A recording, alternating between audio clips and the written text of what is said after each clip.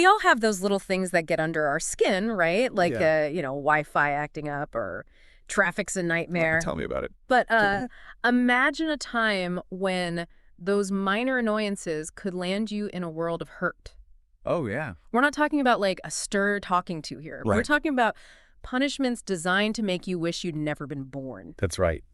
It's fascinating how punishment has changed over time. Yeah. Early on, it wasn't just about stopping crime. Right. It was about creating a spectacle. Oh, wow. Think public shaming, but like on a whole other level. Right. Sending a message so chilling, Yeah. it would make anyone think twice before stepping out of line. So today we're diving into the history of execution and torture methods, Okay. pulling from historical records to uncover practices that Right. honestly sound like they're straight out of a horror movie. Oh, yeah, Listener be warned. for sure. Our first stop on this journey through history's darker side is a category we're calling brutality and spectacle. Interesting. These were methods meant to leave a lasting impression, not just on the victim, but on anyone who witnessed them. Exactly. Yeah. These punishments were often carried out in public squares Right. or marketplaces, Uh-huh. anywhere a large crowd could gather.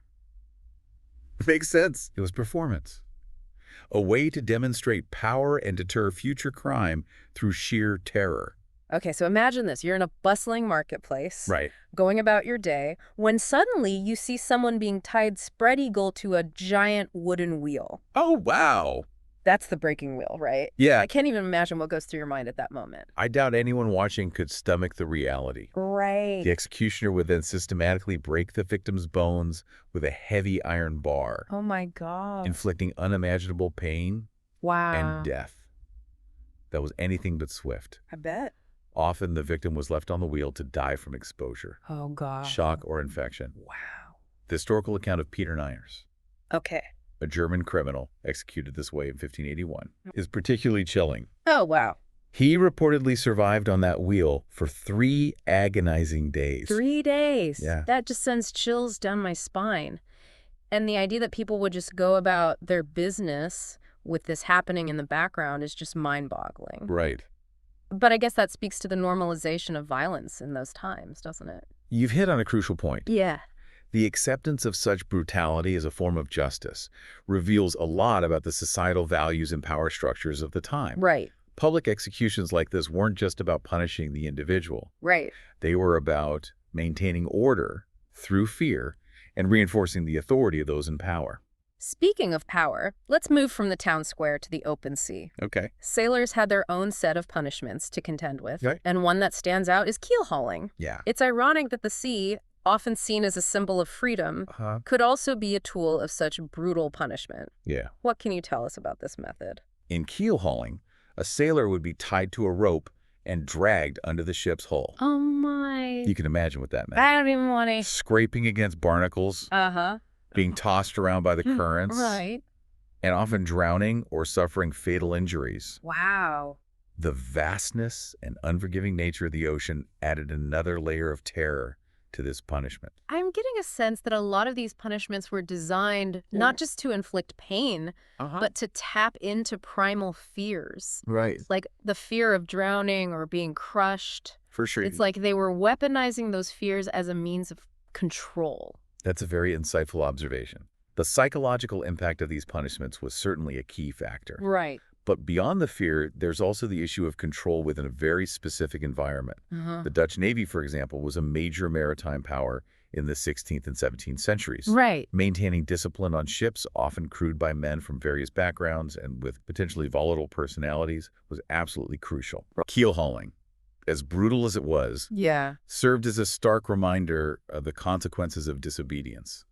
It makes you think about how the nature of the environment in this case, Right. the harsh realities of life at sea, Mm-hmm. could shape the forms of punishment used. Yeah. Now let's shift gears to a punishment that needs no introduction, Okay. drawing and quartering. Right.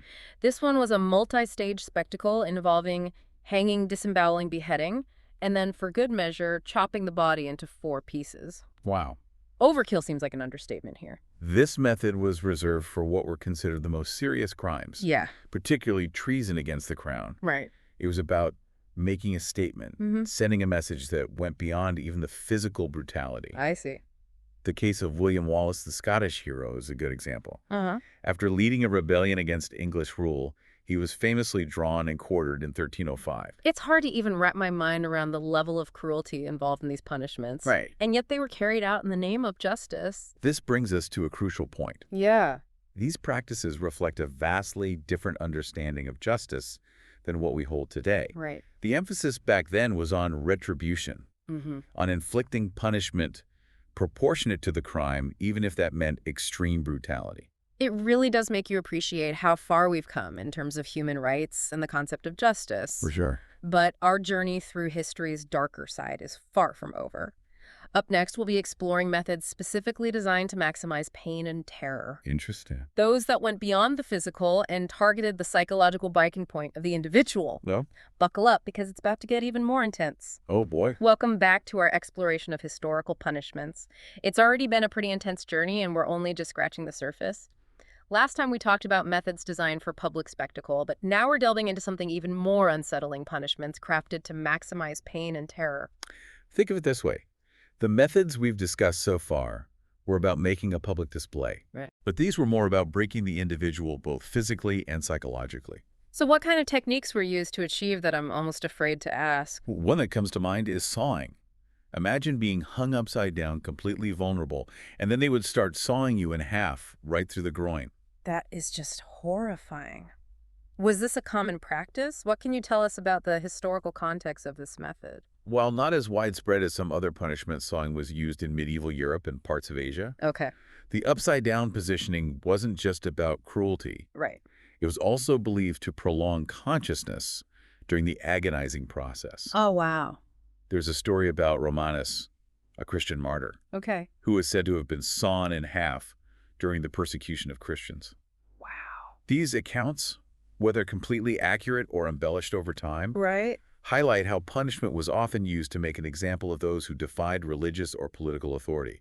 It's hard to even fathom the level of agony involved in that. But sadly, our journey through history's chamber of horrors doesn't end there. There's also flaying, the practice of skinning someone alive. It's almost too gruesome to even think about. Flaying wasn't just about the physical pain. Right. It was also a form of psychological torture, a way to completely dehumanize and break the victim's spirit. It's just awful. The Assyrians were particularly notorious for this practice. Okay. King Ashurnasirpal II, who ruled in the 9th century BC, Uh-huh. even boasted about flaying his captives and using their skin as a gruesome form of decoration. That's sending shivers down my spine. It seems like a lot of these punishments weren't just about ending a life. They were about sending a message about instilling fear and obedience in others. You're right. These acts of brutality served as a warning to anyone who might even think about challenging the established order. Right. It was about maintaining power through terror. Okay, before we get too depressed, let's move on to another method, though I'm not sure it'll offer much relief. We need to talk about slow slicing, or lingxi, as it was known in China. This one was all about prolonging the suffering, wasn't it? Exactly. It was a methodical process where the victim was slowly sliced to death over an extended period, sometimes even days.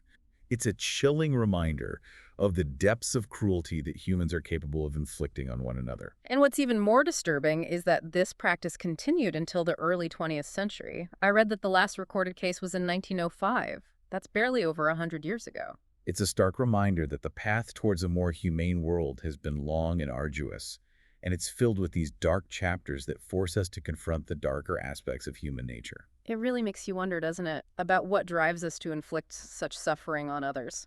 Okay, let's move on to another method that's sure to make everyone's skin crawl: boiling alive. I think the name pretty much speaks for itself, but I'm guessing there's more to it than just tossing someone into a cauldron. While the concept might seem straightforward, the reality was anything but. The choice of liquid, water, oil, or even molten metal would determine the speed and intensity of the agony. Imagine the pain of your skin literally melting away as you're submerged in a boiling cauldron.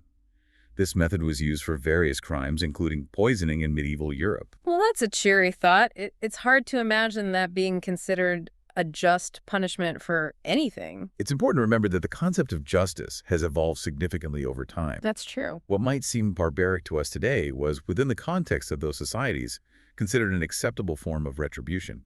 It really does make you appreciate the progress we've made in recognizing human rights and the dignity of all individuals, even those who have committed crimes. But I think there's another punishment that deserves mention here, one that fits squarely into the category of pain and terror: impalement. It's a method that evokes a very specific image and one that's hard to shake. Impalement was as much about psychological terror as it was about physical pain. It was a very public, very visceral display of power meant to instill fear in the population. And no historical figure is quite as synonymous with this method as Vlad the Impaler, who ruled Wallachia in the 15th century. Vlad the Impaler, the inspiration for Dracula, I can definitely see the connection. Didn't he impale his enemies by the thousands? That's right. He was notorious for his use of impalement, often lining roadsides with his impaled victims as a gruesome warning to others. It's a stark example of how cruelty could be used as a tool of war and political control. Well, so far we've covered some of the most infamous and well-known methods of torture and execution, but I have a feeling there are plenty more lurking in the shadows of history punishments that are just as horrific, but maybe not as widely known. You're absolutely right. Human ingenuity when it comes to devising ways to inflict suffering seems to have no bounds. And that brings us to a category we're calling uniquely cruel and unusual. Get ready for some truly bizarre and disturbing punishments that you probably haven't heard of before. Okay, I'm all ears, though. I might regret it later. What's Uh, first on this menu of the macabre? let's start with the Mazzatello. It's not as well documented as some other methods, but it was apparently used in parts of Europe. Okay. Picture this. You're placed inside a barrel, a small hole drilled into it, Uh-huh. and then you're beaten to death. Wait, they beat someone to death through a hole in a barrel? That just seems so inefficient. Yeah. And incredibly cruel, of course. Remember, efficiency wasn't always the goal. Sometimes it was about drawing out the suffering, turning the punishment itself into a spectacle. I guess that makes sense in a twisted sort of way. Okay, what else do we have on this morbid tour of historical punishments? Let's move on to something a bit more explosive: blowing from a gun. This one was particularly favored by the British Navy, especially when dealing with pirates. The condemned individual will be tied to the mouth of a cannon, and, well, you can probably guess what happened next. Talk about going out with a bang. Was this a quick death, or is there more to it? While it might seem like a swift end, blowing from a gun was anything but. Oh, really? The blast would often rip the victim apart, but not always instantly. It was a brutal and messy affair designed to send a clear message to anyone considering a life of piracy. Don't mess with the British Navy. I'm sensing a theme here. A lot of these punishments were less about individual justice and more about projecting power and control. It wasn't just about punishing the person, it was about sending a message to the wider population. You're spot on. Public executions and torture were in many ways a form of social control. They were a way for those in power to maintain order and reinforce their authority. It's a chilling reminder of how easily power can be abused and how fear can be used to control people. Okay, ready for the next one. But please tell me it doesn't involve any more cannons. No cannons this time, but the next punishment is certainly creative, if you can call it that. It's called the Schwanentrunk, or Swedish drink. Don't let the name fool you, this is no refreshing beverage. Okay, I'm intrigued. What exactly did this Swedish drink entail? It involved forcing the victim to drink large amounts of water to the point of agonizing bloating and then making them vomit repeatedly. This could go on for hours, sometimes even days, leading to dehydration, organ failure, and eventually death. So basically waterboarding, but with a much longer and more agonizing outcome. I'm guessing the Swedes weren't exactly known for their gentle punishments. The Schwedentrunk was used quite extensively during the 30 Years' War, particularly by, as you guessed, the Swedish Army. It's a reminder that brutality isn't limited to any one culture or time period. It's sadly a part of human history across the globe. It's enough to make you lose faith in humanity, isn't it? But we have to keep reminding ourselves that we're exploring these dark chapters to understand how far we've come and how important it is to continue fighting for a more just and humane world. Okay, what's next on our list of uniquely cruel and unusual punishments? This next one might be the most unsettling yet. It's called scaphism, an ancient Persian method of execution. It involved a rather unpleasant combination of insects, exposure to the elements, and, well, let's just say it was a slow and agonizing death. Okay, you've definitely piqued my morbid curiosity. Tell me more about the scaphism. Imagine this. You're stripped naked and trapped inside a hollowed-out log, or between two boats, your limbs tightly bound. Then they force-feed you milk and honey, causing severe diarrhea, and then they leave you out in the sun, exposed to the elements, and crucially to all sorts of insects. Oh my God, that is just horrific. I can't even imagine the suffering involved. It seems almost designed to maximize every form of human misery. It was a prolonged and agonizing death, often taking days or even weeks. The combination of dehydration, starvation exposure, and the constant torment of insects would slowly drive the victim mad. It's a chilling example of how creative humans can be when it comes to devising ways to inflict suffering. It's enough to make you wonder if we've truly evolved at all. But we have to remember that we're looking at these historical practices through a modern lens. Back then, these punishments were considered acceptable, even necessary. You're right. It's important to avoid imposing our modern moral judgments on the past. Instead, we should try to understand the historical context, the societal norms, and the power dynamics that led to the acceptance of such brutality. It's only through understanding the past that we can hope to build a better future. Well said. So we've explored a wide range of punishments, from the publicly gruesome to the more obscure and psychologically disturbing. But before we wrap up this deep dive into the darker side of human history, there's one final category we need to touch on: legends and myths. Ah, yes. The stories that blur the line between fact and fiction, often adding an extra layer of intrigue, and in this case, horror to history. Yeah. Even in the realm of historical punishments, there are tales that capture our imaginations and make us wonder how much truth lies beneath the surface. Okay, I'm all ears. What kind of legendary punishments are we talking about? Okay, so we're back, and we've been talking about these legendary punishments like the Yeah. blood eagle. Yeah, And it sounds incredibly painful. for sure. And honestly, a little over the top, even for Vikings. Right. Is there any actual evidence to suggest this practice really happened? That's where the debate lies. Okay. There are descriptions of the blood eagle in Viking sagas, Uh-huh. but historians are divided on whether it was a real practice Okay. or a literary invention designed to make the Viking scene even more fearsome. I see. So it might have been more propaganda than reality. Possibly. It's fascinating how these legends and myths can shape our understanding of history. Yeah. Even if they're not entirely accurate, they reflect certain cultural beliefs and fears. Right. And they can tell us a lot about how different societies viewed violence and punishment. And speaking of legends, there's another infamous punishment that springs to mind. Oh, yeah. The brazen bull. Oh, right. It's a story that's firmly rooted in Greek mythology, but Yeah. it's so gruesome that it deserves a mention. For sure. Tell me more. The brazen bull was essentially a hollow bronze statue of a bull with a door on the side. Okay. The victim would be placed inside, Huh. and then a fire would be lit underneath, essentially roasting them alive. So they basically cooked people alive inside a giant metal bull. Pretty much. That seems like a very elaborate way to inflict pain. Was this thing ever actually used, or is it just a scary story? The brazen bull is attributed to Parellos of Athens, Okay. who supposedly designed it for Phalaris, the tyrant of Acrogas. Uh-huh. The story goes that Parellos himself was the first victim Oh, wow. thrown into the bowl to test it out, What? whether true or not. Right. The story highlights the lengths to which power could be abused Right. and the perverse creativity that went into designing instruments of torture. Talk about poetic justice. It seems like a fitting end for someone who would invent such a horrific device. The story of the brazen bull, even just a legend, has resonated throughout history, becoming a symbol of cruelty and tyranny. It speaks to our fascination with these historical punishments, even those that might be more myth than reality. But as we wrap up this part of our deep dive, I think it's important to step back and consider what all of this means. You're right. We've covered a lot of ground, and it's been a pretty heavy journey.